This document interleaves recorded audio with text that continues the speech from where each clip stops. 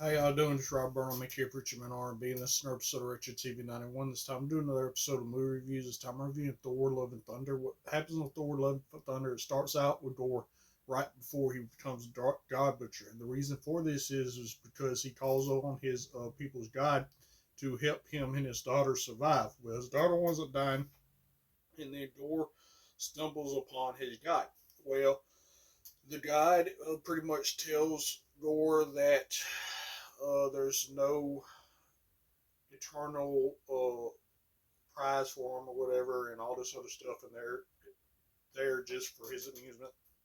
So Thor comes across the Necro Sword after that his guide winds up killing the former holder of the Necro Sword, and the Necro Sword bonds with Thor, and Thor kills this guy.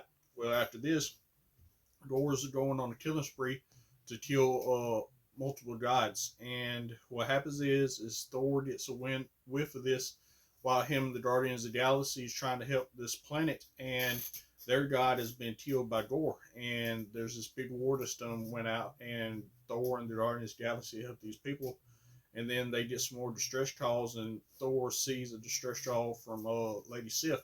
Well, what happens is Thor and Cord go to try to find out what happened, and they meet with Lady Sif, and they send her back to New Asgard, and they go to New Asgard themselves, and this is where they find out that Jane has done bonded with Mjolnir, and Jane has cancer, and she's dying pretty much, and Mjolnir is it's not really helping her, but it's giving her a sense of purpose, I guess.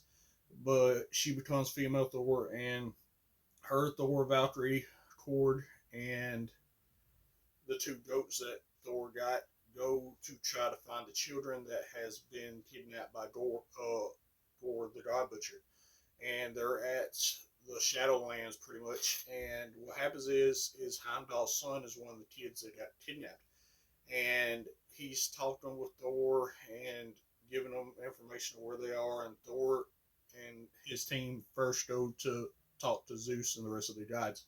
Well, they don't want to have nothing to do with it. They don't want to have nothing to do with Gore, Gore the Dire Butcher, and they pretty much just tell Thor that he can't leave because he'll leave Gore to them. And Thor winds up making it looks like Thor kills Zeus, but he really doesn't. And we find out at the end of the movie that he doesn't. But anyway, Thor gets Zeus's thunderbolt, and they go after Gore.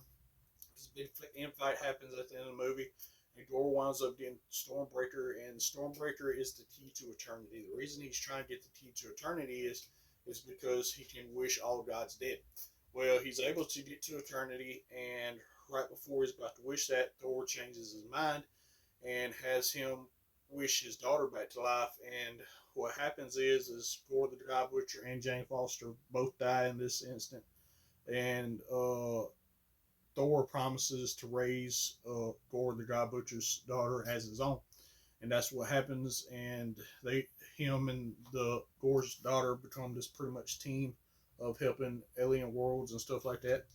And at the end of the movie, we get two post-credit scenes. We see Zeus talking to Hercules, and Hercules is going after Thor now, so we'll see what happens to that. And also, Jane Foster goes to Valhalla and meets up with Heimdall.